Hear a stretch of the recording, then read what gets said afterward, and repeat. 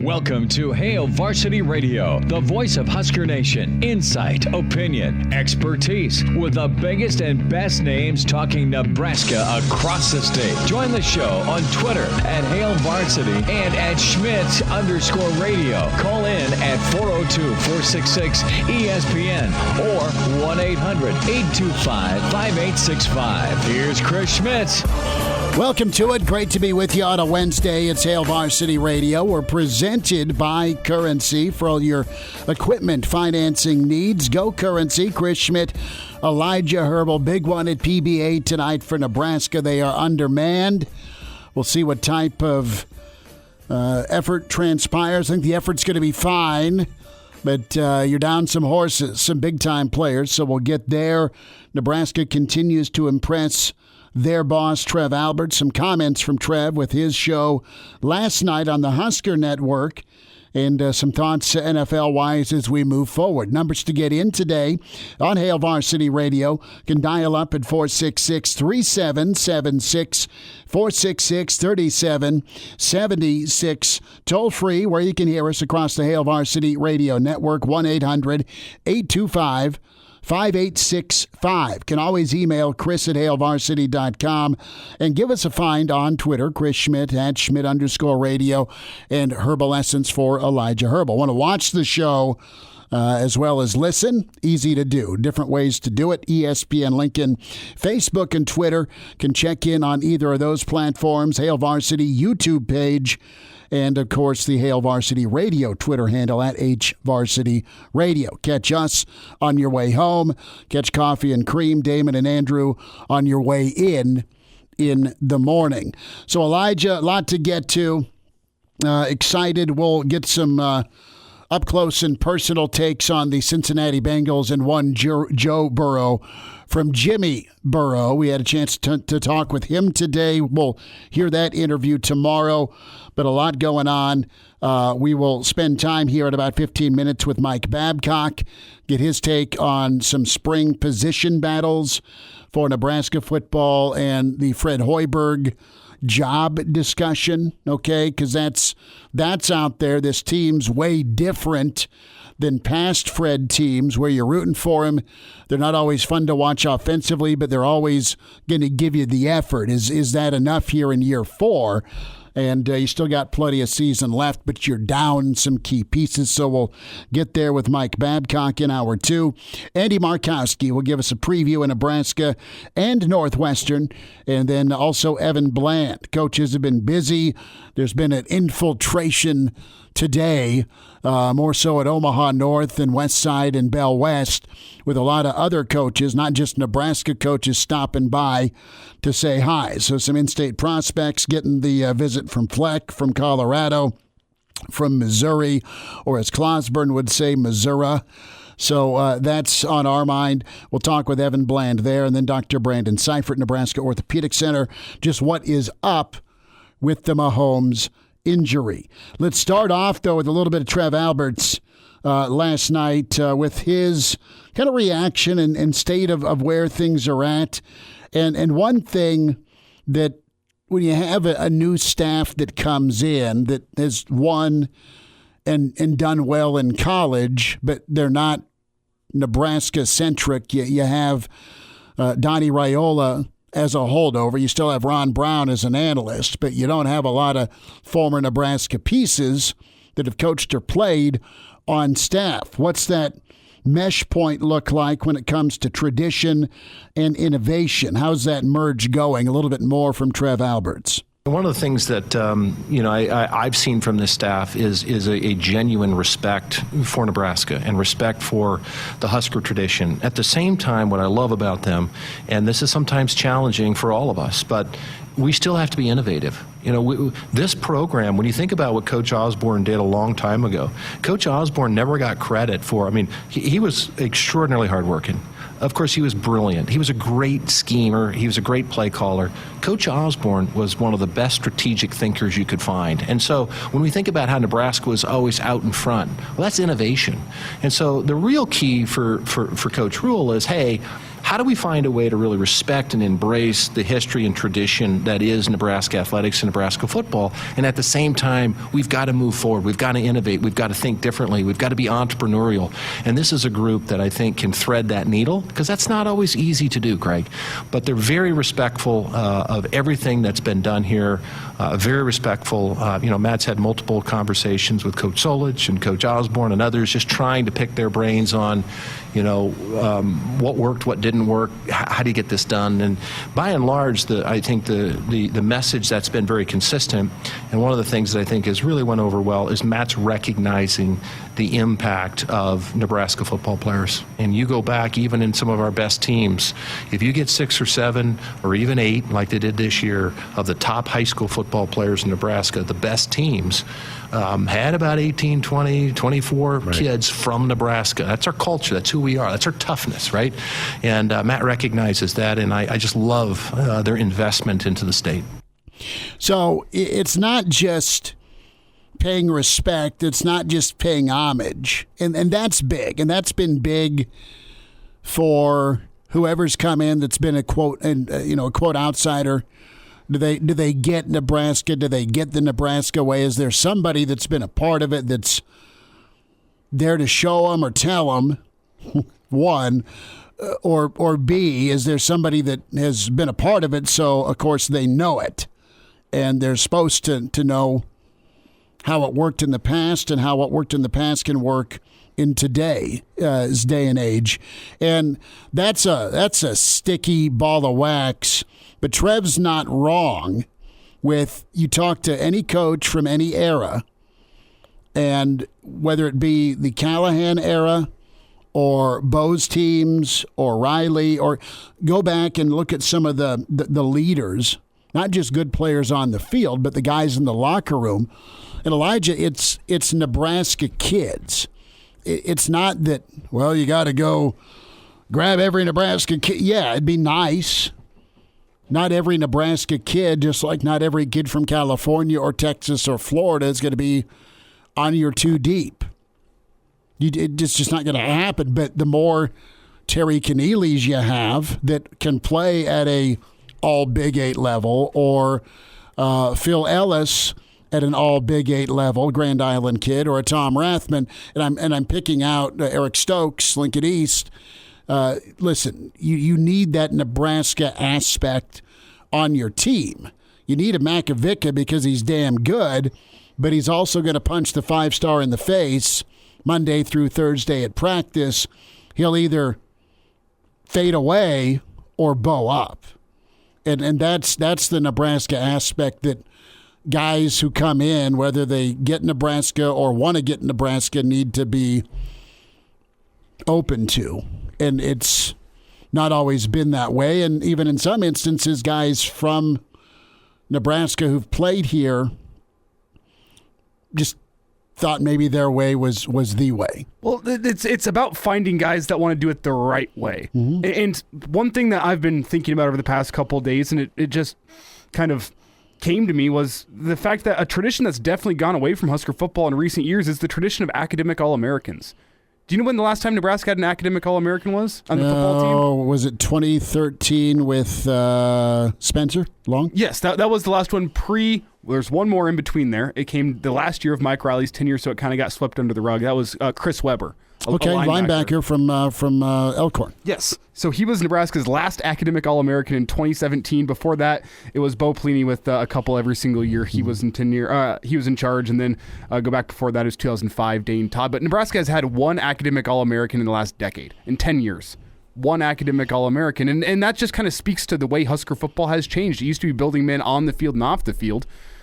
And I think they have kind of gotten away from both of those tenets, and that the football team has struggled in results. And guess what? You're not turning out academic All-Americans like you used to, which is a selling point of this university. It's up on the facade of the stadium. Is a nation leading, I can't remember the number of academic All-Americans. 370 something. Yeah. That's on the facade of Memorial Stadium, yet Nebraska's had one in the past 10 years. That kind of speaks to the way Nebraska's gotten away from tradition and gotten away from what built a winning culture here at Nebraska. It's just that's a very small sample size just to look at academic All-Americans, but those have gone away at Nebraska. They've been important. I mean, you used to match. I mean, 2 of those 4 guys you listed just a couple of minutes ago were academic All-Americans. Mm-hmm. And they were Nebraska. They're Nebraska kids, right? You got Lincoln Southeast with Dane. You have, I think, you have Lincoln East with Rob Zadishka. Yeah, Dr. Rob. And I mean, I can go down the list of Nebraska kids. I got the list pulled up in front of me. They set the example. Makovica? Yeah, is the point is they set the example on the field and then off the field academically. And, Trev makes a point where you got to go harness that Nebraska edge and keep it here and not ignore it. And then also what Rule was talking about with Bussin was, there's a lot of places that are recruiting nationally. Nebraska's always had to and wanted to recruit nationally. You've had some pipelines to California and Texas and Florida in past years, and you've got a new pipeline down to Texas. So that's going to be important. We'll get Babber's thoughts on this in a little bit. Trev was also asked about his role when it comes to recruiting, how hands-on or involved he is. Trev wants this not because he's in charge, but Trev wants this because he loves Nebraska. I mean, Trev was an academic All-American. I mean, Trev was brilliant, and it still is. And then Trev also Butkus Award winner, All-American. I mean, a great edge player in the country. I mean, the best edge guy there was in the country in 1993. And Trev touched on his role when it comes to recruiting, because Nebraska right now is turning over heaven and earth for players from all different parts of the country. I will do whatever the coaches ask me to do. I really feel like my job is to serve the coaches and to serve the student athletes. From time to time, I'll have a request. Hey, would you do that? 100%. I mean, I of course love doing it. I'm not going to get in the way. If I'm counterproductive, I certainly won't do it. But my job is to block and tackle for the coaches and to help clear a path for them, hopefully to be successful. Fair enough. I mean, you've seen him on the sidelines during the transition, spending time with recruits. And Trev is good at being very direct, trying to showcase what this place is all about. And if you have any questions, fill you in on it. Because although he was from Iowa, I mean, he's still a Midwest kid, has the rural work ethic, and, good for Trev. How many athletic directors want to be a part of that? I mean, let me rephrase it. How many of them are good at it? Okay, let me rephrase. It's one thing to stick your beak in, but are you helping or hurting the situation? And I think Trev's been a big time help in the situation. Last thought from Trev, and then we'll hear a little bit later on from Fred Hoiberg. But the Go Big project, because that new facility for all student athletes is just going to be big time, and it's going to be very key when it comes to injury recovery, something Rule spent a lot of time on yesterday with Will Compton, having the healthiest football team. Well, the progress is going very well. Again, I always want to thank the folks working on it, the architects and our construction team. Want to thank, our staff. This is part of this recruiting. I mean, it's been a really, in a sense, stressful time for some of the members of our staff, in the sense that we've got this critical opportunity to get some talent in here to help our football program, not just our football program, but the rest. And so you're starting to see some of the Go Big project take shape. We're taking all the recruits through there, and one of the big things that Matt is, it's all about recovery, and it's about health of our student athletes. And this is the brick and mortar behind that, and it's going to be the premier development facility in the country, and it's really helped us in recruiting. And Schmidt, do you think that there was a thank you to the builders and the architects for this? Because do you think there was a last minute call from Trev yesterday, like, hey, take out that waterfall in the front lobby, get more recovery in there. You guys listen to Bussin' with the Boys, get that waterfall out of there. Let's shift. Let us shift where we're getting the water. We need more water for the athletes, less for the ambiance. Those poor architects are probably sitting there like they have the waterfall ready to go in the front lobby, and they're listening to Bussin' with the Boys too, going, no! We meant to put the water with the surgical team. Husker basketball. And listen, Nebraska's 7-2 at home. Big opportunity tonight as Northwestern in town. Our old boy Connor Clark is on the call tonight for that with KRNU, the campus radio station. We're all alum of that. So if you feel like it, check out Connor tonight on the call, and he'll do a magnificent job. But you look at the standings right now, Rutgers in second place alone. Then you got a bit of a log jam in that fourth spot with Illinois and Sparty.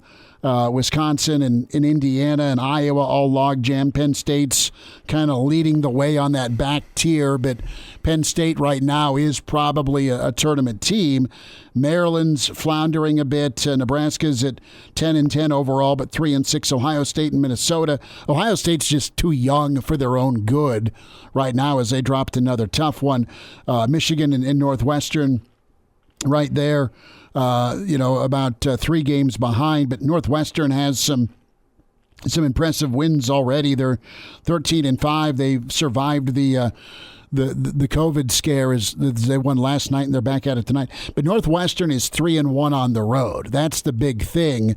I know they're favored by 2.5. Is this just going to be too much to overcome? Nebraska's going to fight like hell all season. And I don't know that the results are going to be any different than last year. They'll be maddening in a close loss standpoint, but it won't be for lack of execution or following the plan. But you may get the same result. The difference is you're down some key pieces. And we'll get into that here with Mike Babcock. Hail Varsity continues, presented by Currency. And now, back to Hail Varsity Radio. Back with you, it's Hail Varsity. We're presented by Currency. Chris Schmidt, Elijah Herbel, historian, author, Hall of Famer, Mr. Husker Football, Mike Babcock. We've got to get an emoji chain that says all of what I just said and just put that out there for Mr. Mike Babcock, and then maybe a Grateful Dead dancing bear or something like that. At MD Babs on Twitter is where you find him. Babbers, how we doing? Hey, I'm doing okay. Yeah, wish it was a little warmer, but that's okay. Same here. I'm keeping the stocking hat on. Don't worry, Babbers. February's right around the corner. It's looking up for us. Well, it'll get here. That's the worst part about February is you always get tired of that cold weather in January, and then February hits you and it just gets even worse. They always sneak in a 60 or 70 degree day or two in February just to mess with the the old sinuses. And you say they. Who are you referring to? They. The Almighty is where I'm going with that. I thought you were going to go with like a weather conspiracy theory on something. Someone's pressing a button somewhere. Mike, football, let's start there. And Elijah and I were chatting a little bit about some key spots for this spring.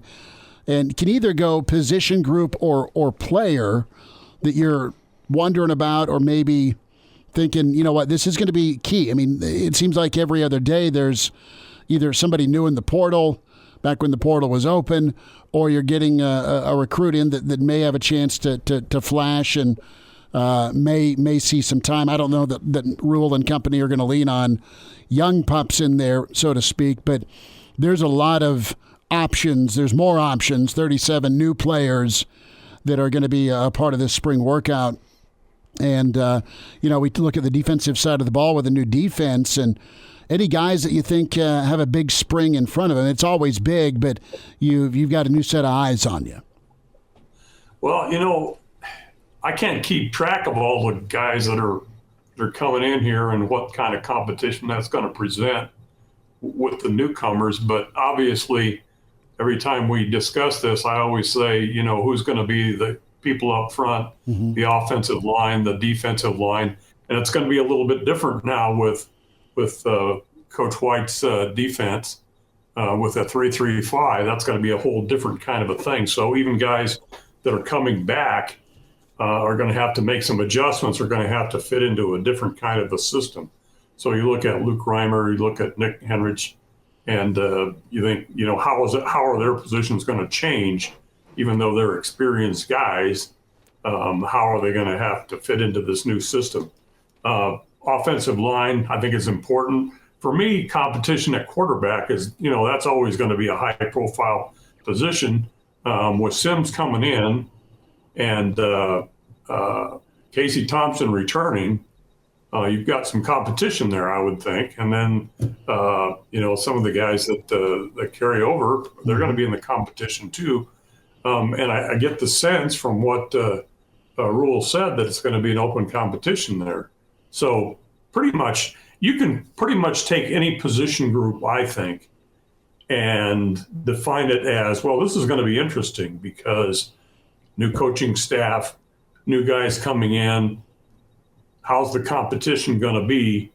Nobody has a job, you would guess, until you get to the end of the spring, and maybe not even at the end of the spring. You've got fall camp too to determine some things, and when guys get here in the fall, that's going to make a difference as well. So it's hard to say one position group. That's what I'm saying. We were wondering about that edge, right? Because you got Butler and Gunnarsson that are your holdovers. They've not seen a ton of time, but they haven't really disappointed in small sample sizes. And then you go SEC shopping for some more edge bodies that are coming in, some high profile guys, and a guy like Chief and a guy like Sherman off the edge. Add Judy to that list too. Yeah, Judy's another lineman that we're excited about just because of what he was supposed to be at A&M. Yeah, and that's one thing that I think is dramatic is the change to the base defense. A 3-3-5, that's not something that we've seen here, and that's a whole different kind of a thing. Although, I guess guys can adjust. They adjust the alignment depending upon what the offense does. I mean, it's flexible in that sense. But I think that's going to be really interesting to see how that evolves. Although, if you look at it, Nebraska's defense has been decent the last couple seasons. It's more like the penalties and the turnovers, and the offense being able to be consistent on a consistent basis. So maybe we're looking at some things with the offense first and foremost. Mike Babcock's with us here on Hail Varsity Radio, and Mike, I want to get your thoughts on something that I hit on back in the first segment, and you probably have a much different perspective on it than me, and I'm not sure if you listened to our first segment, but I want to pick your brain for a second. Do you know off the top of your head how many academic All-Americans Nebraska's had in the past decade? The football team, that is. I'm sorry, it locked up there. What was how many academic All-Americans, what was it? In the past decade, do you know off the top of your head how many Nebraska's had? Oh, no, I don't know off the top of my head, but I know that Nebraska always prides itself in having the most academic All-Americans, and there's a significant number of those.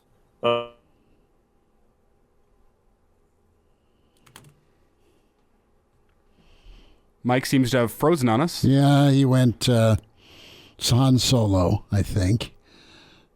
Babbers. Oh. We cut out, didn't we? Now we're good. Yeah, just when I have something of substance to say, it goes. And then I it's all forget right. what it was of substance I needed to say. The importance of academic All-Americans on the football team, though. I think that's where you're going. I feel like I started to say this, I guess, that Nebraska has always been ahead of the curve on that kind of thing. I mean, and going back a long time, that was one of the things that Osborne emphasized.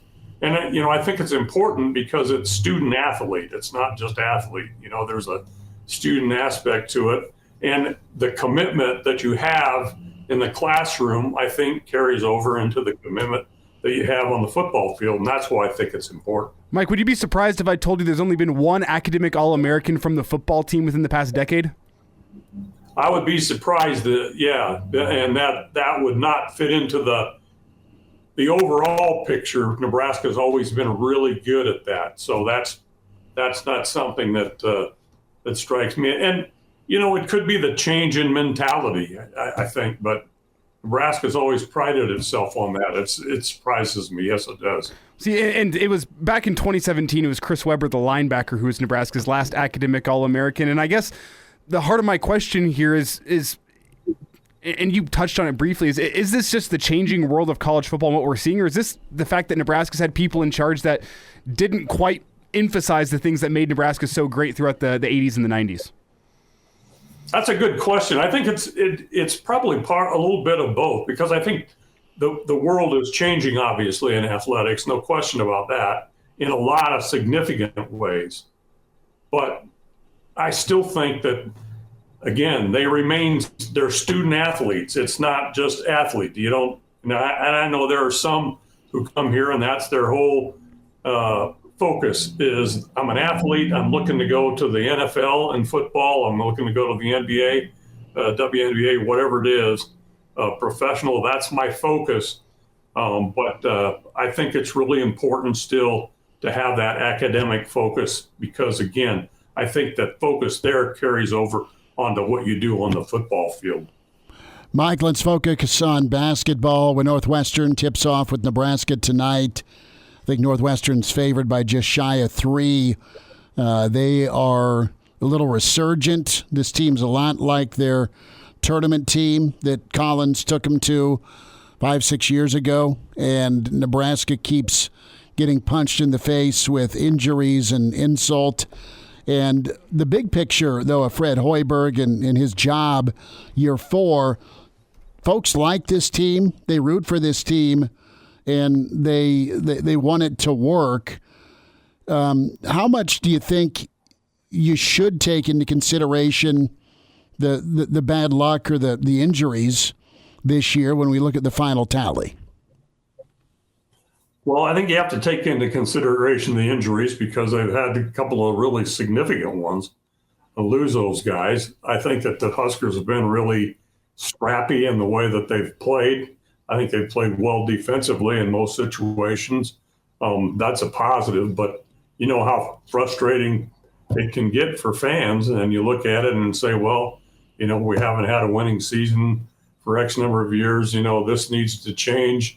We've got to get somewhere, it's probably not going to be where fans would like it to be this season because of where it is right now. Although, again, Elijah's got him going to the NIT, so at least we got him there, right? Hey, that was before the injuries. I'm not so sure now, Mike. I mean, they've got. We were talking last week, 7-5, 6-6, probably get you. Well, not to the dance, but it gets you at least postseason. But I think that looks really hard. The question becomes, with that defense, I mean, your two best defensive players out for the rest of the year, where does the offense come from? Because if you can't make up for the defensive end, the points have got to come from somewhere. Points have been hard to come by anyway. Teams. Exactly. Yeah, that's the thing. The offense has struggled at times, where the defense has kind of been the thing that holds it together a little to some degree, and now losing these guys, that's not good.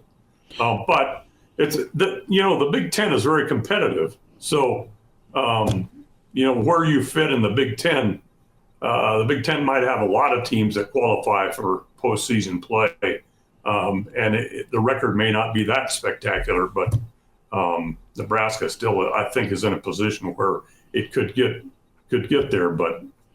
This is a blow, losing these guys. Big time without Bandamel and of course, Gary. Mike, about 30 seconds. The new issue is dropped. What's in the new magazine with Hail Varsity? A lot of good stuff about Matt Rule, travel to get to where he is here at Nebraska, and some information on, where the coordinators, what they had done in the past season, what their emphasis had been statistically. You see how they did. Brandon Vogel is a master of that kind of thing.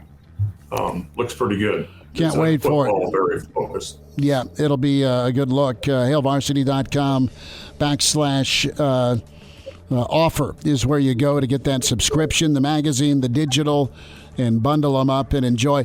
Mike, we'll check in next week. Thanks for a few minutes today, bud. Let's have some warm weather. Babber's going to bundle up. Chime in 402-466-ESPN or email the show, Chris@HailVarsity.com. Just try me. Back to Hail Varsity Radio. A few minutes away, we'll spend time with Andy Markowski and Evan Bland. It's Hail Varsity Radio. We're presented by Currency. Chris Schmidt, Elijah Herbel Let's spend some more time on Husker hoops. Can also veer back into some football thoughts, too, with Nebraska and the portal, the advantage Nebraska has there. But I think what's going to determine the success of this season moving forward here, how competitive Nebraska remains, Elijah, is two guys. Yes, it's a team, but you've seen Nebraska turn to the youth. You've seen Denham Dawson get more minutes out of necessity. You've seen more from Jamarcus Lawrence. Bryden Bach has flashed and continues to get better. You still have the old guard. You still have Walker and Griesel that will set the tone, but your two stoppers in Bandamel and Gary, they're just going to be able to help the young guys. That's it, and rally their teammates while they rehab. And what Dawson and Lawrence do from this point on, and you saw Lawrence, who's too good a shooter to be as shaky as he's been from the free throw line, he'll be able to get to the rim on some drives and collect some fouls. And we've not really seen him catch, shoot, score that way. We have seen Dawson in limited options and opportunity hit some shots, but not really be afraid of the moment. Getting to the rim, some crazy circus shots with the reverse layup flavor. But those guys have to be confident and ready. But you've seen the skill development aspect. It's not, all right, just go gather dust on a shelf somewhere. Nebraska's been developing their young guys like they've expected them to have minutes. Well, now it's a forced issue. And what can these guys do, not just against Northwestern, but as they move forward? Because you can look at the rest of the Big Ten, and for the most part, especially at PBA, say there's winnable games. I don't know if tonight's winnable, just the way Northwestern came out of the gate off of COVID with their win. Nebraska's not done much, if anything, against Northwestern during the Hoiberg era. Northwestern's had their number. They've always shot really well. And now they bring in a team that's pretty versatile and talented and can shoot as well as drive and get to the rim. It's a big ask for tonight. Nebraska's not going to hang their head, but what you saw, and the response I saw against Penn State, was a team that was ready to keep throwing punches. And I like that. I just hope it sticks and stays, that mentality. But I don't know why you're asking if tonight's a winnable game, because everything that's been at PBA this year has been a winnable game. And despite the fact that Nebraska's down some guys, Northwestern, after, a week and a half off as a team, they come back on Monday night and play a game, and now you're playing on short rest, only 48 hours to gear up and come into a home court advantage for Nebraska that has proven itself this year and in years past to be one of the more formidable venues in the Big Ten. It's not Michigan State, it's not Assembly Hall, but Pinnacle Bank Arena has earned a reputation as being a tough place to come in and play. So I'm not going to sit here and say that tonight's not winnable, because I think anything that is at Pinnacle Bank Arena this season is winnable with that home court crowd. And whenever you combine it with the fact that Northwestern's on short rest tonight, this feels like could be a letdown spot for Northwestern in terms of coming in. And you know what? You feel really good after that game on Monday. Your legs were back after a COVID break. You're feeling confident. Now you're going to Nebraska, who's down some guys because of injury, and you go, does Northwestern come in and lay an egg? I'm not prepared to say that tonight's not winnable. I'd go very far from It's that, just actually a tough ask because of who's out. If you are full strength, not a worry. Nebraska's probably favored. But now that you're relying on some young guys, you're going to get inconsistency a lot of times with youth. But a little bit of Fred starting off his presser yesterday here on Emmanuel and this team. You know what? I think the big thing is just Emmanuel's spirits right now. I mean, he's the same guy that he's always been. Came in with a big smile on his face and was a great leader for our guys over on the sideline. So I think when they see that, They know that he's going to continue to be with them and lead them.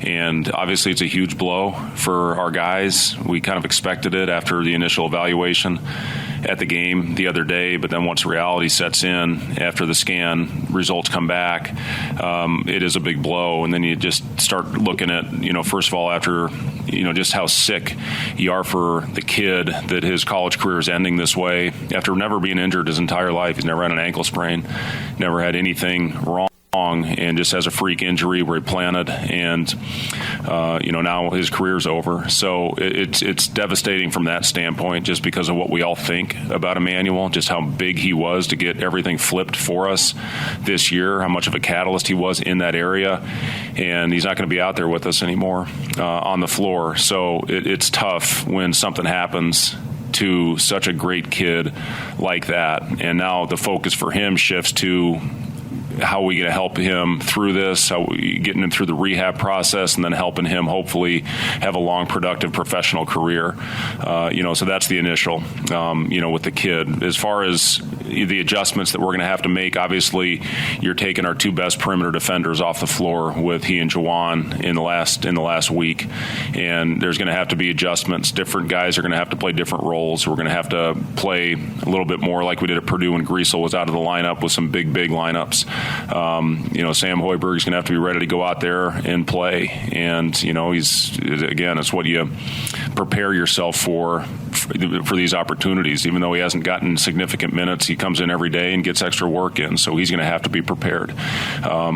Different guys are going to play different positions, and they're going to have to play a lot of minutes, but they're ready for it. So, the sting of losing, your emotional leader on the floor, your defender, the guy that kind of is the head of the snake and gets it all rolling for you, he's not going to be there anymore in these last 11 regular season games. So guys are going to have to step up. I'm confident they will, and we're going to continue to go out there and battle and play hard and leave everything on the floor. I have no doubt that's their intention. What are the results going to be? And with the injury situation, this is the year that it feels like Fred kind of gets it with how you got to win in the Big Ten. He is dialed back with what he wants to do and has shifted to what he kind of has to do. I mean, I want to see another year of Fred Hoiberg, and I know we've got 11 games left, and right now Nebraska's at 10-10. Listen, I think they have had the proverbial light bulb come on. I think they've done a good job of who they've gone after. When you go get a guy like Gary and Bandamel, along with Griesel, I mean, those three gets have been impressive. I know you're going to lose Walker and Griesel. I do like some of the young pups they do have. So let's just see if he gets a little bit more time. I know it's been a tough first 3 years with who he recruited and how they played. They were tough to watch. It was all foam and no beer. But now you got some beer here and less foam with buy-in and effort. And I think while the athleticism's maybe a bit night and day as a unit, they're playing as one. And I think that's what Nebraska fans appreciate. You want to win, yes, but right now you appreciate how they're playing. And I think the question now is with Fred and his job is, what does the future look like? And the future it's now here with this Husker basketball team with Bandamel and with Juwan Gary being out. The future is here. It's an opportunity. What are these guys going to do with it? Absolutely. We'll wind down hour one at Hail Varsity, presented by Currency. And now, back to Hail Varsity Radio. Hour two shortly. Andy Markowski, Husker standout, the pride of Ord. And, of course, assistant with Pius girls basketball and big fan of the Husker women's program. So Mr. Markowski here at 5:05 as we get into hour two. Evan Bland, Omaha World Herald. Reminder to get buckled up. Seatbelts save lives and prevent injuries only if properly worn. Buckle up, a message from the Nebraska Department of Highway Safety Office. The NFL MVP finalists are out. We'll talk to one of their fathers tomorrow. Coach Jimmy Burrow going to join us. Joe Burrow, a finalist for NFL MVP, second in the league with touchdown passes, tied with Josh Allen. Jalen Hurts is in. Justin Jefferson, the lone wide receiver. course, Patrick Mahomes and his 41 touchdown passes this year, just 12 interceptions. That's your eventual winner. There's no question in my mind. Okay, you think Mahomes over Hurts? I don't think there's any question in my mind. I mean, you Mahomes, take both away, they're both non-playoff teams. Mahomes had what, like 95+% of the vote in terms of the first team All-Pro Sure, media, and sure. that's usually a pretty good straw poll for who your MVP is going to be. Is who's the first team All-Pro quarterback? Oh, it's Patrick Mahomes. If I was a betting man, I'd say pretty confidently that you can get. I wouldn't bet the house on Patrick Mahomes. Maybe bet the car. Okay, bet the car.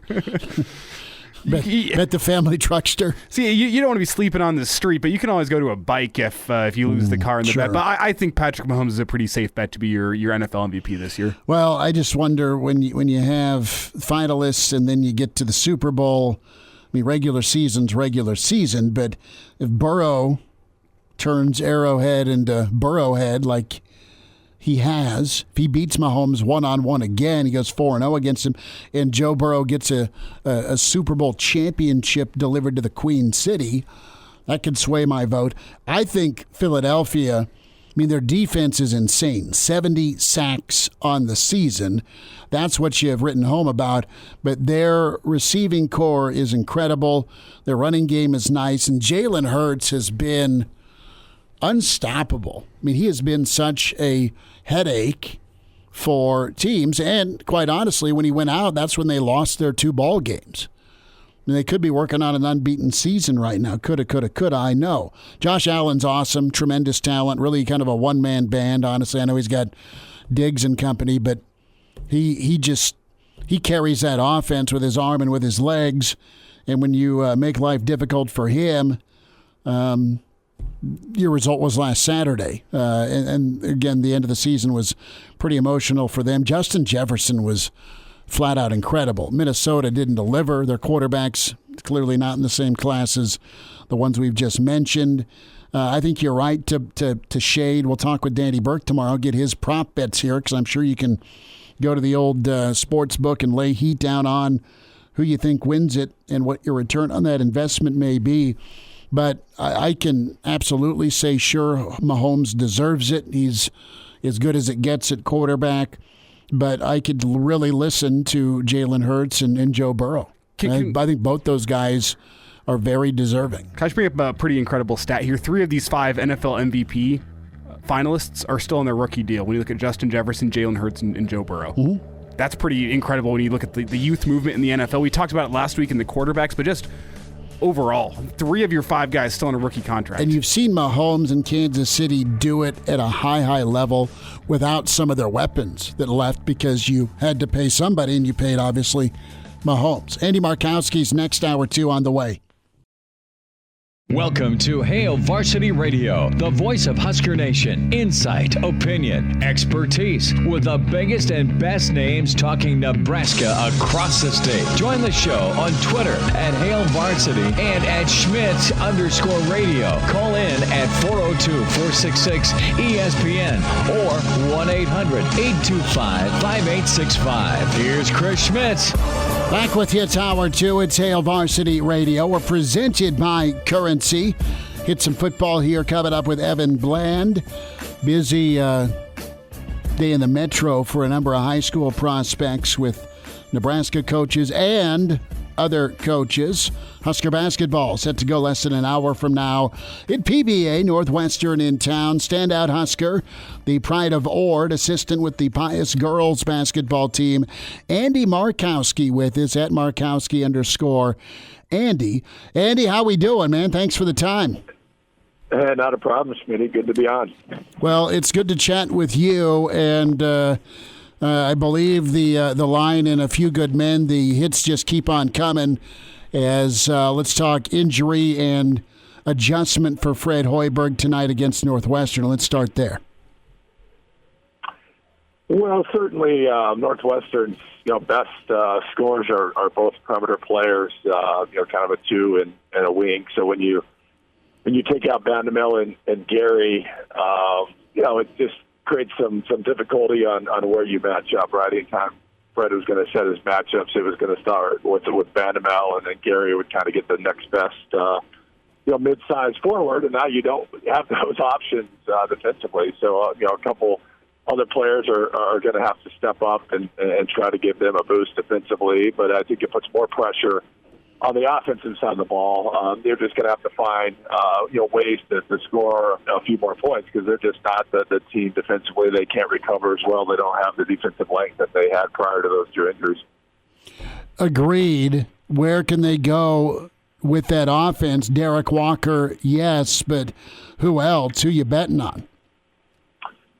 Well, you're starting to see more lineups with Casey and C.J. Wilcher together. It's going to hurt you a little bit defensively, but both of those players are capable of making threes. I think Sam is, still having a nice year. There's games that he maybe shoots it a little better, gets to the foul line a little more. I think he's going to have to be more consistent there, and then Walker's going to have to be, the player that he's been. He's been pretty consistent. He's probably shooting the ball, at a high clip, but he just gets to the free throw line. And his thing is he needs to stay out of foul trouble. It's asking a lot of him. Losing, Blaze Keita, I think there's times that they could get him off the floor and maybe get Keita in to save him some fouling. But with Keita being out as well, it's put a lot of pressure on Walker defensively. I think he's been in foul trouble in some key stretches that really hurts our offense. Andy Markowski's with us here on Hail Varsity Radio. And Andy, one of the interesting things that Fred Hoiberg said in his presser ahead of the Northwestern game was that, maybe Sam Hoiberg's going to be getting some more minutes tonight to be able to fill the gap. And I've always wondered, what's it like coaching your own kid? How do you separate, the home life from the basketball floor? And your guy is in a unique position. You've got to coach your daughters over at Pius. So tell me, what is that experience like, whenever you're trying to manage a team and make sure everyone thinks they're treated fairly, but also you have a kid on the team, and you know what, you probably do care for that one player a little bit more than the other ones. Yeah, I in my experience, I was a coach long before I was a parent, and I've always kind of viewed my kids as no different than any other players on the team. There's a standard that they need to live up to play.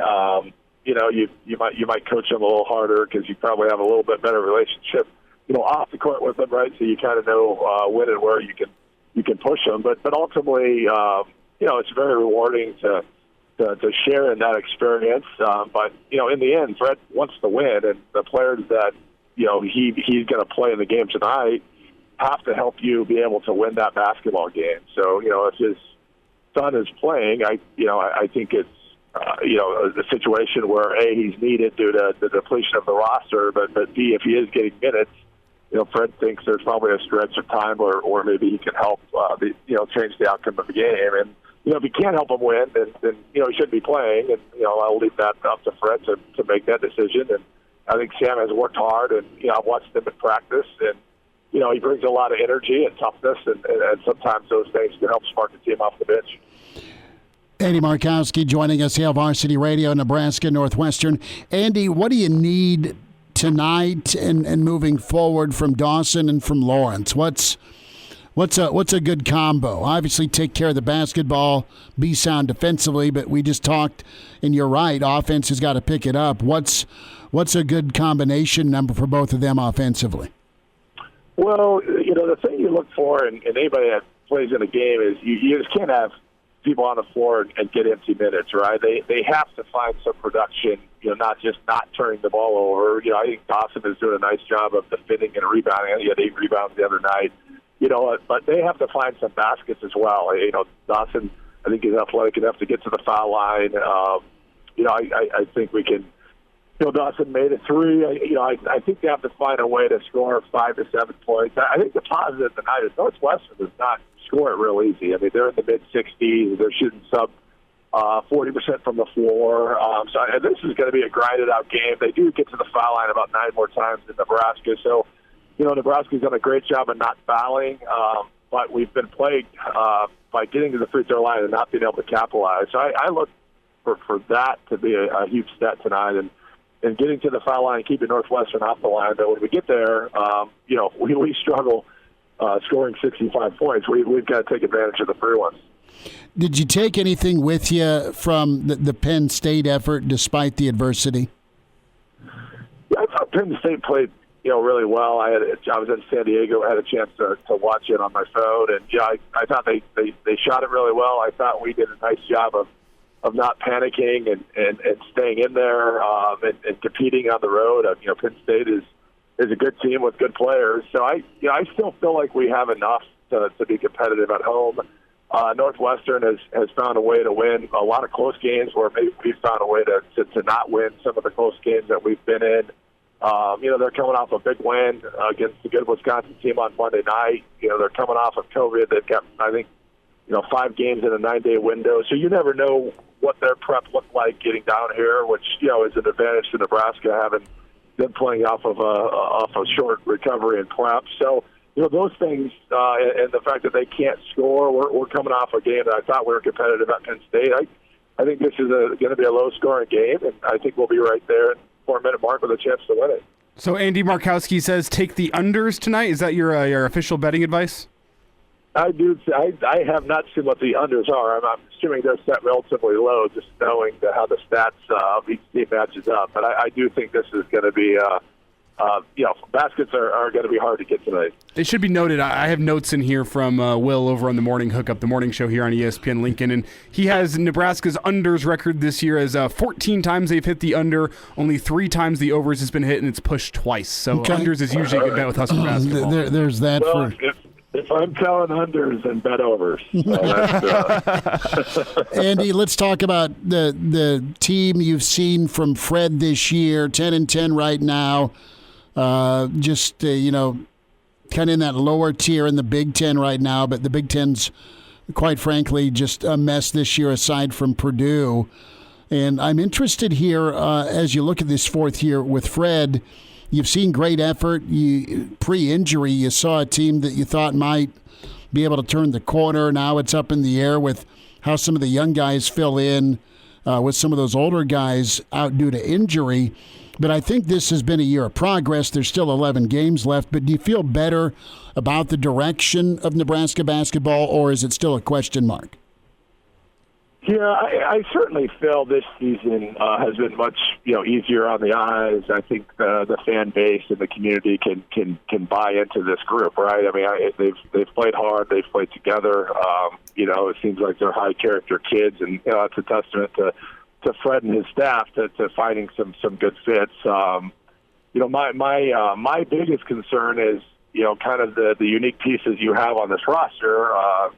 Sam and Walker and Vandemel are all gone, right? So it's not like you can say, hey, we're making a lot of progress. We get 90% of our core back, and next year is going to be another big step forward. I think you have to figure out how pieces which are pretty valuable and how you've performed this year and won. And then you look at places like K-State that in 1 year went from a 2 or 3 win conference team to ranked in the top 10, and then you're playing a team in Northwestern tonight where Chris Collins has kind of had that. I think it's his 10th year, and it's kind of been a steady build. They've had a couple good teams get to the tournament, and they take a couple steps back, and I think Fred, given enough time, can mix and match and maybe find a couple groups that can get to the NCAA tournament. But I still have questions. I don't know if the young kids in our program are good enough to be top 10, our top half, players in the Big Ten. So that concerns me. But with NIL and the ability to go out and grab some talent and fit them in, Fred seemed to do that last year, but that's a hard, from a consistency standpoint, you just don't know if you can do that year in and year out. So it's a long-winded answer. I like Fred. I think Nate Linzer adding to the staff. Nate really has revamped the defense. I've seen a lot of progress in areas that I think can carry over year. But in the end, you got to have talent to win in this league. And I don't know if I look at that roster coming back next year and saying that's a top half roster for talent. And I think that concerns a lot of people. And if I was administration, that would be a concern of mine as well. You mentioned K-State, also Iowa State. That was a battle last night. In your view, why has K-State been able to flip it? They've got talent, yes, but they got that talent to Manhattan. I don't think K-State and Nebraska are apples to apples NIL-wise. So give me your quick rundown here on why K-State has emerged just 2.5 hours south in a great league. Yeah, a great question. I wish I knew the answer because to that point, I mean we have everything that K-State has, right? I mean maybe they have a little bit more tradition, but if you look at the resources and to your point, if NIL truly is the difference, I think we have some more resources than they. So is it culture? Is it coaching? Is it luck where they just hit on the right two kids? Maybe if Walker starts the year and we don't have him sit out 6 games, I mean maybe this team catches confidence and has a little better season too. So I do think there's some luck involved with those quick turnarounds, but I think you have to ask yourself as administration if you're seeing this being done at other places, why not us, right? I mean, why not the curse of Nebraska basketball? Why can't we have that done here? And then can Fred do that? Is that the guy that can help flip that in year 4? It hasn't been done, but I do see some progress and some just cultural things that I think can help Fred continually build on what they did this year. But it's going to take a couple kids through the portal to help accelerate that. You mentioned the curse of Nebraska basketball, and that's being the team that doesn't have a win in the NCAA tournament. Was that on the periphery, even when you were down there going to tournaments? I mean, was that in the air, or is that something that you've exercised that demon at some point with, all right, we've used a live chicken and Joe Boo's rum? I mean, you've done your part for it to try and get rid of that Husker curse. Yeah, it's just a weird, really weird stat. We've had teams good enough to win a game, right? We've had matchups, and we were up, 11 on Arkansas in 98, found a way to let that slip away. I don't think that's a limiting factor to why kids, come here or not. Certainly it's talked about in March more, right, with just being such a unique stat. And I always tell people, I'd love to get into the play-in game, right? A 16 versus a 16 or 11 versus 11, like that counts as an NCAA tournament win. In reality, it really shouldn't, right? I mean, a 16 beating a 16 shouldn't count as a win. So I would love to have Nebraska sneak into a playing game and get their first win. But obviously it's not going to be this year. Certainly it's not embarrassing to be associated with that. I mean, I'm proud of my time there and the teams that we had. It's certainly kind of a blemish, but you can only control the 4 years that you're there, right? You can't control the 100 years of Nebraska basketball. But I hope in my lifetime we get to celebrate a victory, Chris. I'll leave it at that. That's my only expectation, that we get a chance to celebrate a Nebraska tournament win at some point in the next couple decades. Let's talk Iowa City. 30 seconds, 45 seconds, Andy. It's the next game for Husker women. Tough roadie on Saturday. Yeah, it doesn't get any easier, right? You played a pretty good Maryland team at home, and then an Iowa team that was preseason top 1 or 2. Didn't play great early, but just went on the road and gave Ohio State their first loss. Great point guard, 5 seniors, great post. We went in there last year, and I thought gave them a good battle, but this group is not playing super consistent. They went on the road and won a hard-fought Purdue game, and then came home and didn't play well. So you're going to have to play your best to have a chance to be competitive. And they're on the bubble. The great thing about the Big Ten is you can be on the bubble, and you're going to get a lot of chances to play their way in. They've got Illinois twice, top 25. They got Iowa twice. They're at Michigan. Got Michigan State at home, which is on the bubble. So this group still has a lot of opportunity to play themselves off the bubble, but they could play themselves off the bubble the other way if they don't find ways to start winning some of these good games. Husker standout, Pride of Ord, Andy Markowski. Andy, we'll see you soon. Thanks for a few minutes today. All right, guys. Thanks for having me. And now, back to Hail Varsity Radio. Good stuff from Andy Markowski. His interview will be posted Spotify, iTunes, Google Play, also the Hail Varsity YouTube channel. Mike Babcock earlier tomorrow. We'll talk Joe Burrow with Jimmy borough. We say hi to Evan Bland, Omaha World Herald, at Evan Bland, OWH, on Twitter's where you find him, omaha.com, where you read him.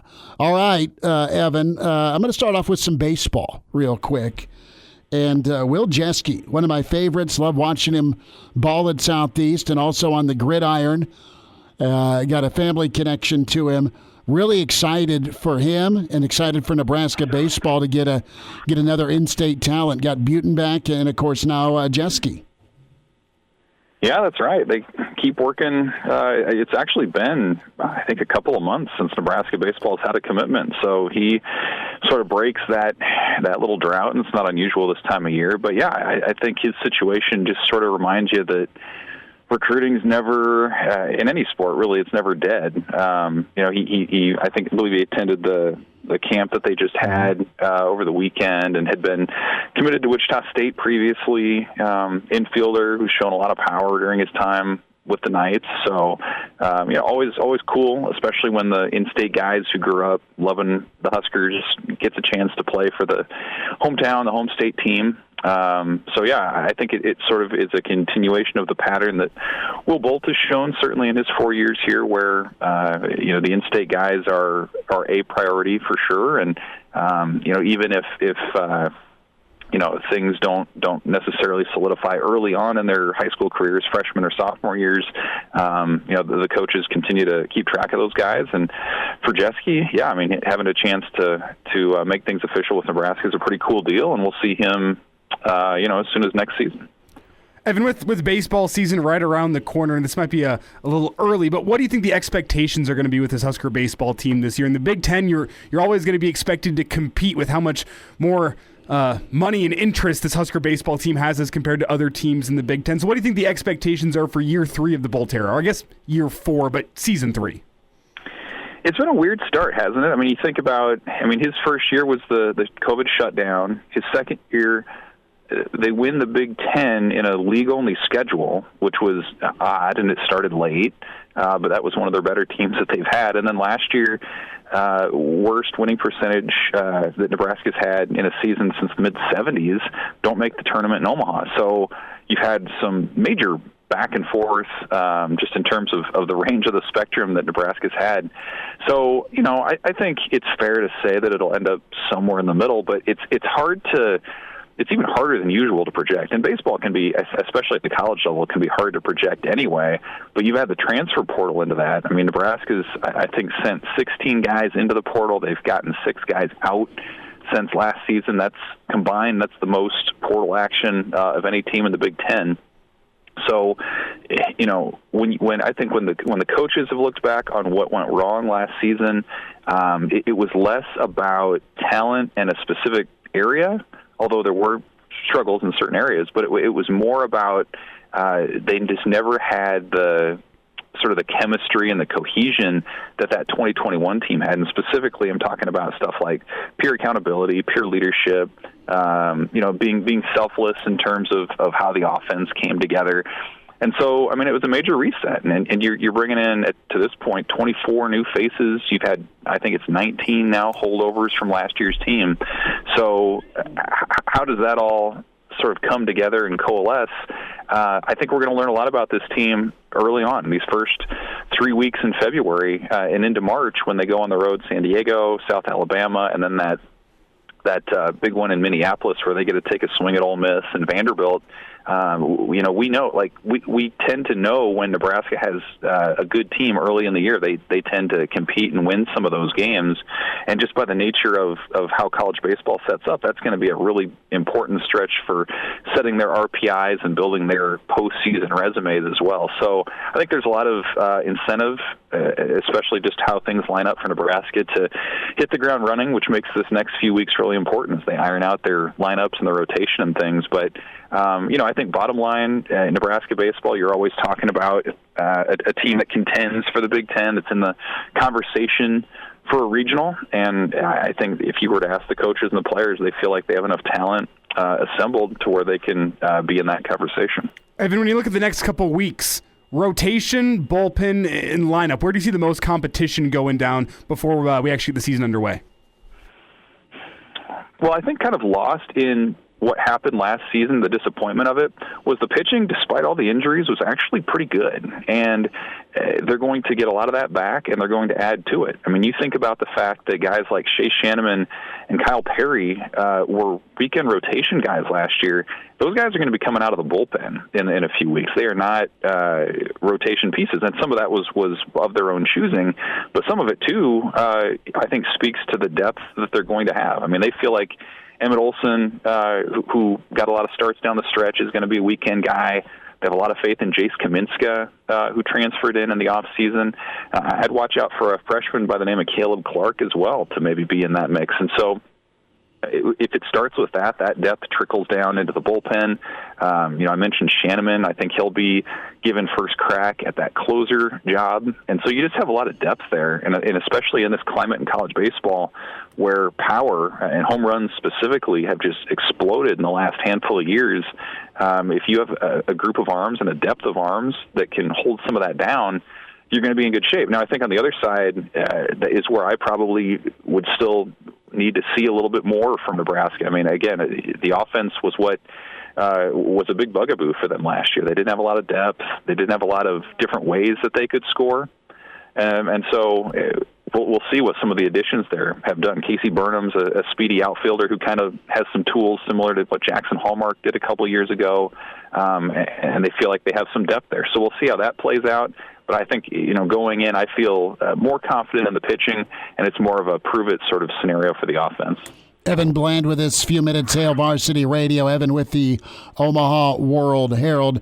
Evan, to go to football here, and busy week in the Metro with Coach Foley at La Vista South and Central and Bell West earlier this week. Of course, you've got a number of coaches in-state and out-of-state checking in on Davon Hall, Daniel Kalin, and Isaiah McMorris. And what's your thought here on the Flex of the world and Drinkowitz and even some of Coach Prime's crew coming into the Metro region this week? Yeah, I mean, it's another reminder of how national, I think, recruiting has become. I mean, 15 years ago, if you had all those sorts of names coming in, it would be, I think, kind of surprising, and you're almost used to it at this point. I mean, PJ Fleck's been a regular in Omaha for a number of years now. I mean, Urban Meyer's been around. He's been at Lewis Central and Council Bluffs. Kirk Ferentz gets out this way. So I think it speaks to the talent in the metro area, certainly, and I think there are, at this point, maybe 6 or 7 2024 prospects who have Division I offers. So, yeah, I mean, it's a reminder that, this isn't 20 years ago where if you're in Nebraska, you just kind of assume those guys will come here. You still have to go out and make an effort and build relationships and show why they should stay. You have to give them a reason to stay as opposed to, maybe not giving them a reason to leave, sort of thing. So a lot of talent in the area. I think that's really started to crop up the last 3 or 4 years in terms of the quantity of it, and it's just going to get bigger. So when you see guys like Ed Foley out in the area and Matt Rule making the rounds, like that's what you have to do, because if you don't, like you said, there are a lot of other major brands coming in, and they're ready to take it out. Is new and track record enough to garner interest? That'll open the door, Evan, for Nebraska to build relationships. Coach Rule's really dedicated to that. Can that bridge maybe a tough season one in a lineage of tough seasons? I mean, you're working on 6 years of no postseason. A lot of these kids don't know what Nebraska football was when you and I were growing up, and we've heard the topic and talked the topic of lost generation. At least you have a new focus by Rule and the assistants to keep everyone in state. That said, you still got to win on Saturdays. Right. I mean, I think early on, and this is true for a lot of new regimes, like you have a window in the early going, in the first year or two, to sell hope to recruits because you're new in that place. And Matt Rule can speak to his rebuilds at Temple and at Baylor, but he can also very much tap into this idea that things can turn around and they can be part of that. I think that was something else that he likes to put out there to recruits when he travels is, should Nebraska turn things around and be contending in the Big Ten Conference and be in bowl games and all this, fans will remember those early classes that turned it around.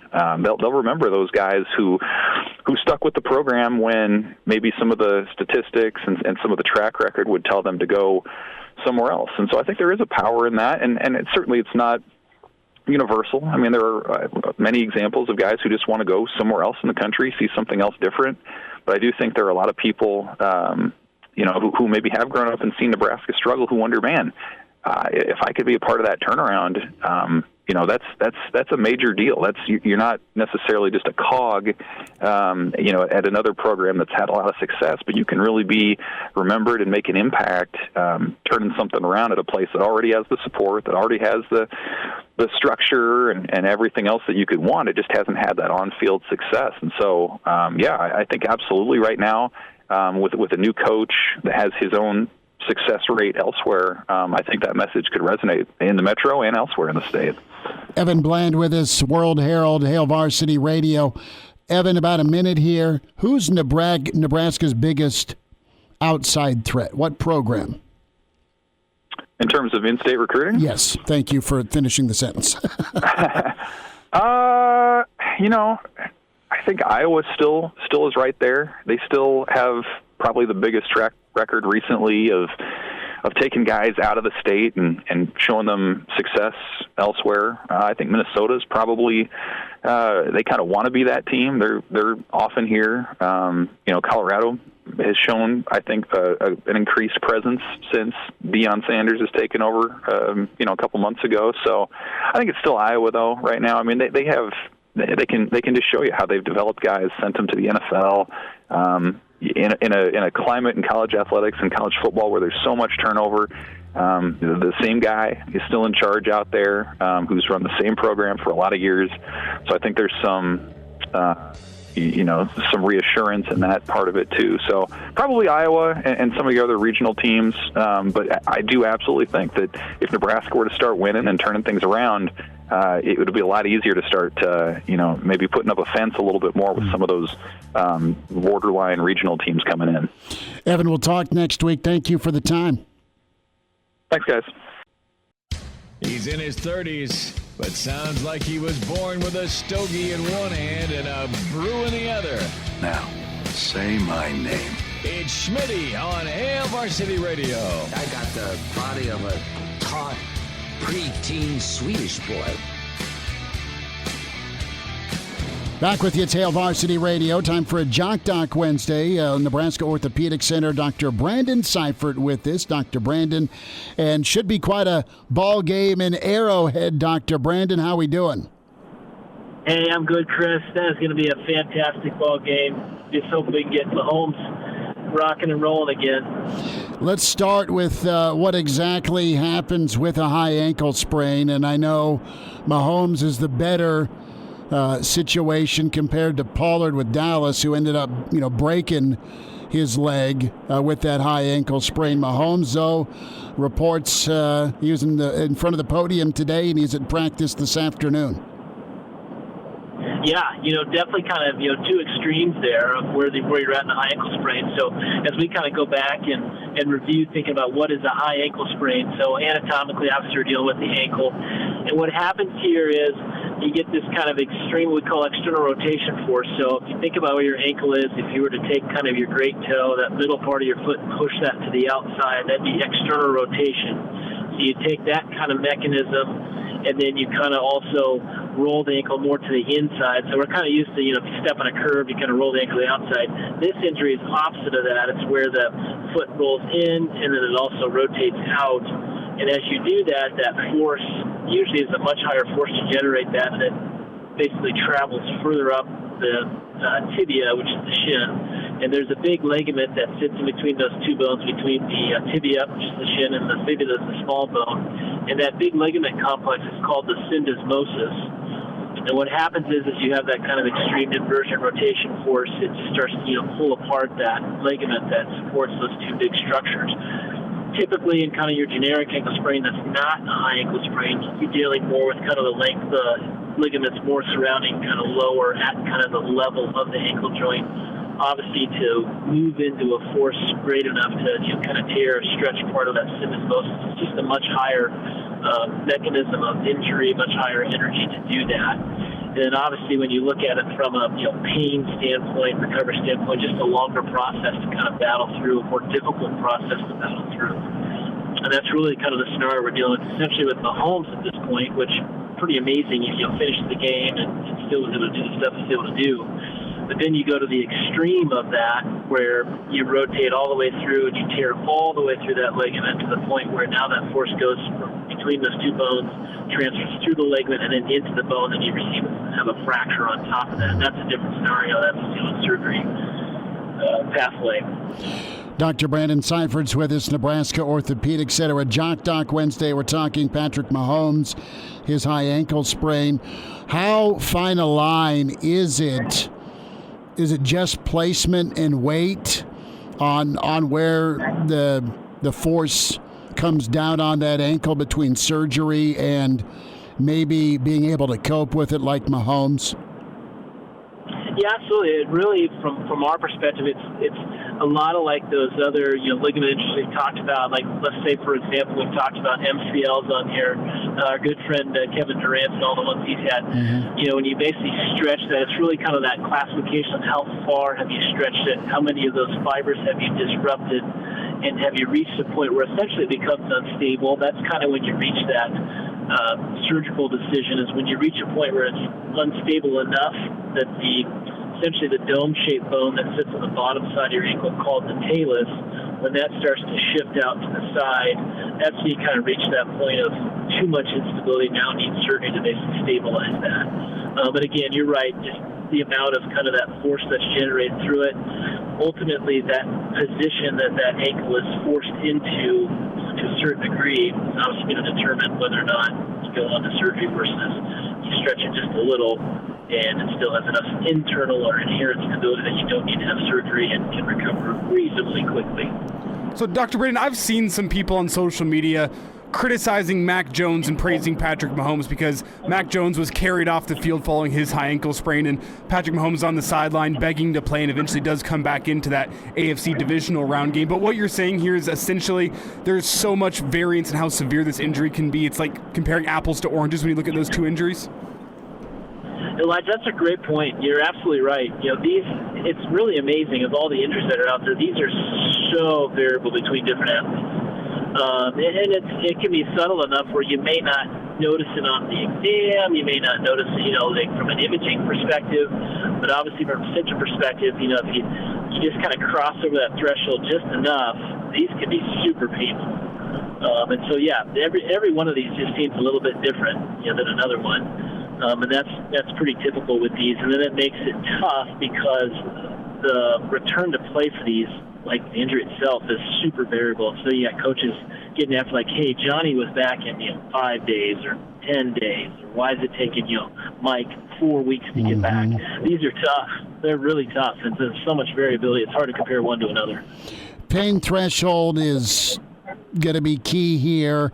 I don't know that Mahomes feels pain, or at least he does a great job of letting it roll off his back. But if his ligaments are functioning and he can deal with the pain, he'll give it a shot. That said, what about the aggressive rehab? What are the steps docs are taking to get him right for Sunday and beyond? Yeah, so really the big key with these is you don't want it to stiffen up. That's a big part of it. So they're going to do a good job of working on at least doing lots of range of motion, definitely passive motion to keep the range of motion up. You're also hitting it really hard with modalities to try to minimize that inflammation, the swelling that's there. Those would be your two big things. And then also you don't want to immobilize it too much in the sense that you start to lose some of that muscle mass, you start to atrophy pretty quickly. And so they're going to want to be pretty active with this week. It'll be more passive, lower impact activity things for him, and trying to avoid some higher impact that just further damages or irritates the tissues. So he'll have just some easy, light practice. I imagine they won't really do a whole lot of cutting, jumping type things with him. Would be the best way to kind of let this recover as best you can. And once the game rolls around on Sunday, is it just about pain management for Mahomes, or is there risk of further injury with this ankle? Yeah, again, good point. Obviously, but for us, it's, thinking about both. And so, one, pain management, a big part of it. That's definitely probably the biggest issue, at least initially, trying to cut and those kind of things. But obviously, the other thing is if you can't, manage it well, you don't have enough strength to make those good cuts, it would be pretty easy to kind of take this to a higher grade, take it to another level, and then, maybe you end up with a guy that needs to think about having to go on to surgery. So that is obviously a big risk from that perspective. Is the question mark for Sunday his accuracy or is his improvisation? What's going to be affected more so? Yeah, Chris, I think it'll be more just his mobility, his ability to, kind of create those plays that he does. I think passing-wise, he'll be okay. I think, dropping back, doing those things shouldn't be probably a huge issue for him. But it's that other stuff he kind of just creates in space that will be difficult at times, I think. Dr. Brandon Seifert's with us here. It's a Jock Doc Wednesday. And Dr. Brandon, one last thought before we get you out here with all this in mind. Should I bet the Bengals on Sunday? They're only a 1-point favorite. Dr. Brandon's Sportsbook. I don't know. I think that I signed some disclaimer somewhere that I just can't be given this tonight. I'm losing you guys. You're breaking up. That's a smart answer. It's a smart answer. Dr. Brandon, enjoy your football this weekend, all right? Okay, fellas. Y'all take care. Miss us? Come here, brother. Give me a hug. Bring it in for the real thing. We're on call for you. Catch the podcast at HailVarsity.com, the ESPN Lincoln app, or download them on iTunes. Saddle up, partner. Back to Hail Varsity Radio. Quite a discrepancy in the latest crop reports with Big Ten projections. Andy Katz, Big Ten Network. He has 7 teams in the Big Ten getting into the dance as we speak right now. And Joe Lunardi, Joey Buckets, has 10. He has 10 teams getting into the NCAA tournament right now. Now, the last 2 teams to get in with Joey Buckets, 2 of the last 4 in, Penn State and Northwestern. You have, those are the 2 to get in. You have a couple play-in possibilities as well. He has the play-in game with Kentucky and Penn State as a 12 seed. Northwestern's the last 11 to get in. The way Lunardi has it, it's not that different from what Katz has as far as the seedings go, but you have a 1 seed right now in Purdue. Yep. And then you have this giant gap, and the question we don't have answered yet is who can play their way up to a 5 or a 4 seed, because right now Michigan State's the next best. And right now, if we're going to talk 10 teams in the Big Ten, you've got Indiana per Lunardi as a 5 seed, Iowa is an 8 seed, Illinois is a 7 seed, Penn State a 12, Maryland and Ohio State each at an 11 seed, Rutgers is a 5 seed, they're alone in second place, Wisconsin at a 9 seed, Sparty at a 6 seed. Nebraska going to have to deal with some height issues in the paint, and that's not anything new for them. But we'll see how Denham does work next to Walker down low. You're going to continue with Tominaga starting tonight and Wiltshire to come off the bench. But what do you think of that? 7-10. I mean, right now, Penn State looks pretty good. Northwestern, we'll see how they handle post-COVID life. Off to a good start. Illinois, I think, will catch fire. Same with Sparty. I think Ohio State's really reeling. They've got a lot of great opportunities early in the year that they didn't capitalize on. They're young, but they're talented. But I think they go sideways. I mean, I think they end up maybe like a 16-13 type deal and miss the tournament. I think Purdue stays pretty bulletproof. I think Rutgers could climb to maybe a 4 or even a 3 seed if they finish strong. And Michigan's a mess right now. And based on how Maryland's been coming into their own, I could see them rising up a little bit. But my initial reaction is just, wow, that's a hell of a lot more teams than the guy who called us last week and said 4 teams from the Big Ten are making it in. And there's really not a lot of gray area. You either think the Big Ten's good or you think they're terrible. Yeah. Well, and I guess to that caller's credit from last week, you do have about 3 teams there realistically on the bubble. You do, and it could go sideways for them. I mean, with Penn State, Maryland, and who's the third team that was also an 11 seed? Oh, Wisconsin. Well, Wisconsin was a 9 seed. Yeah, Wisconsin's a 9 seed, but they just lost. But I mean, a couple teams that could, in a couple weeks, play their way out of the tournament. So remains to be seen. Talk to you tomorrow at 4. Jimmy Burrow joins us with Hail Varsity.